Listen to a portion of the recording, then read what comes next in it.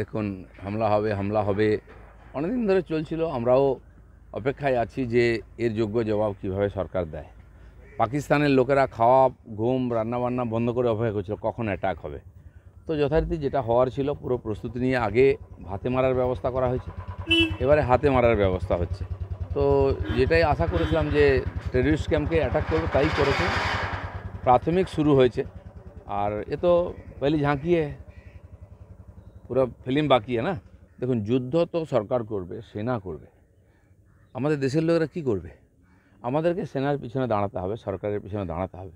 পুরো দেশ এক এই লড়াই করতে হবে, তাতে সেনার মনোবল বাড়বে। এবং যুদ্ধ কোথায় কখন হবে কোন স্তরে কেউ জানে না। তার জন্য আমাদের নাগরিকদের সুরক্ষা দিতে হবে, সম্পত্তির সুরক্ষা দিতে হবে, সেখানে তাদেরকে জাগ্রত করতে হবে।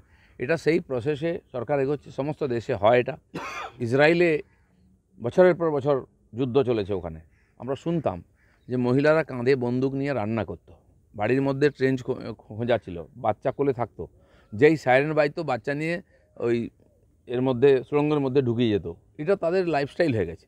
আমাদের দেশও একাধিকবার লড়াই করেছে, সেনা করেছে, সেনার সঙ্গে নেতারাও থাকেনি। সেনা লাহোর জিতে নিয়েছে, আমাদের নেতারা টেবিলে ফেরত দিয়ে দিয়েছে। আজ সেটা হবে না। সেনা, নাগরিক, নেতা, মন্ত্রী, সরকার সব এক হয়ে লড়াই করতে হবে, কারণ এই সংকটের একবার শেষ করতে হবে।